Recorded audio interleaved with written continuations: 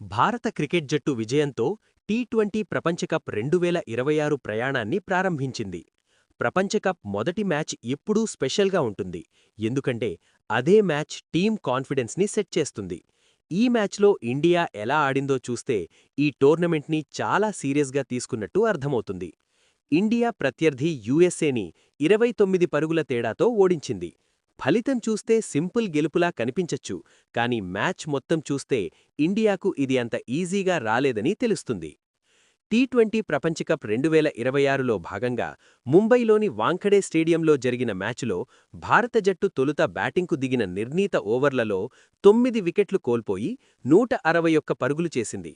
Wankhede stadium లాంటి గ్రౌండ్లో సాధారణంగా పెద్ద స్కోర్లు చూస్తుంటాం, కానీ ఈ మ్యాచ్లో యుఎస్ఏ బౌలింగ్ ఇండియాను కట్టడి చేయడంలో మంచి పనిచేసింది. చేజింగ్కు దిగిన యుఎస్ఏ జట్టు నిర్ణీత 20 ఓవర్లలో 132 పరుగులు మాత్రమే చేయడంతో ఓటమి తప్పలేదు. ఇండియా నిర్దేశించిన టార్గెట్ పెద్దడి కాకపోయినా యుఎస్ఏ బ్యాట్స్మెన్ ఇండియా బౌలింగ్ ముందు నిలబడలేకపోయారు. ఈ మ్యాచ్లో టీమిండియా కెప్టెన్ సూర్యకుమార్ యాదవ్ 84 పరుగులతో అజేయంగా నిలిచాడు. జట్టు కష్టాల్లో ఉన్నప్పుడు కెప్టెన్గా సూర్య బ్యాట్తో ముందుకు రావడం ఈ మ్యాచ్లో కీలకంగా మారింది.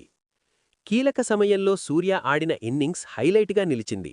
మిగతా బ్యాట్స్మెన్ వరుసగా అవుట్ అవుతున్నా సూర్య మాత్రం ఒక్కో బంతిని అర్థం చేసుకుని ఆడుతూ స్కోరును ముందుకు తీసుకెళ్లాడు. మ్యాచ్లో యుఎస్ఏ టాస్ గెలిచి మొదట బౌలింగ్ ఎంచుకుంది. ఈ నిర్ణయం వల్లే మొదటి నుంచే ఇండియా బ్యాటింగ్పై ఒత్తిడి పడింది. అమెరికా బౌలర్లు భారత బ్యాటర్లను పెద్ద షాట్లు ఆడకుండా సక్సెస్ అయ్యారు. పవర్ ప్లేలో కూడా ఇండియా ఆశించిన రీతిలో పరుగులు చేయలేకపోయింది. అభిషేక్ శర్మ, శివం దూబేలు ఖాతా కూడా తెరవలేదు. ఈ ఇద్దరూ త్వరగా అవుట్ అవడం వల్ల ఇండియా ప్లాన్లన్నీ డిస్టర్బ్ అయ్యాయి.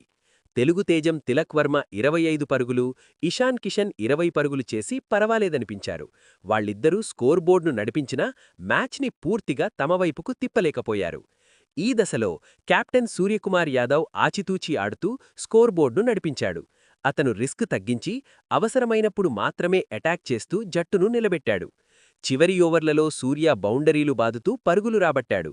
డెత్ ఓవర్లలో అతను చూపించిన క్లారిటీ వల్ల ఇండియా 160+ స్కోరును చేరుకోగలిగింది. సూర్య 25వ హాఫ్ సెంచరీ చేసి 49 బంతుల్లో 84 పరుగులు చేసి నాటౌట్గా నిలిచాడు. ఈ ఇన్నింగ్స్లో అతని బ్యాటింగ్ మ్యాచ్ ఫలితాన్ని డిసైడ్ చేసిన స్థాయిలో ఉంది. కెప్టెన్ సూర్య బ్యాట్ ఝులిపించకపోతే ఇండియా 130, 140 స్కోరు కూడా చేయకపోయేది. ఈ ఒక్క లైన్ ఈ మ్యాచ్లో సూర్య ఎంత ఇంపాక్ట్ క్రియేట్ చేశాడో చెప్పడానికి చాలు. యుఎస్ఏ జట్టు తరపున బౌలర్ షెడ్లీ వ్యాన్ షాల్క్విక్ మెరిశాడు. అతను ఇండియా బ్యాటింగ్ను చాలా వరకు కంట్రోల్ చేయగలిగాడు. ఒకే ఓవర్లో భారత బ్యాటర్లు ఇషాన్ కిషన్, తిలక్ వర్మతో పాటు శివం దూబేలను అవుట్ చేసి సంచలనం సృష్టించాడు. ఈ ఓవర్ వల్ల ఇండియా స్కోరుపై పెద్ద ప్రభావం పడింది. షాడ్లీ 4 ఓవర్లలో 25 పరుగులు ఇచ్చి 4 వికెట్లు తీశాడు. ఈ గణాంకాలు అతను ఎంత ఎఫెక్టివ్గా బౌలింగ్ చేశాడో స్పష్టంగా చెబుతున్నాయి. హర్మీత్ సింగ్ కూడా 2 వికెట్లు తీశాడు. అతని స్పెల్ కూడా యుఎస్ఏకి ఈ మ్యాచ్లో ఒక ప్లస్ పాయింట్గా మిగిలింది. ఈ మ్యాచ్ ఇండియాకు చాలా క్లియర్ మెసేజ్ ఇచ్చింది. ప్రతి మ్యాచ్ సులభంగా గెలవలేం అన్న నిజాన్ని గుర్తుచేసింది. కష్ట సమయంలో కెప్టెన్ ఎలా బాధ్యత తీసుకోవాలో చూపించింది. బౌలింగ్ యూనిట్ కూడా తమ పని సరిగ్గా చేస్తే మ్యాచ్ని కంట్రోల్ చేయగలమని నిరూపించింది.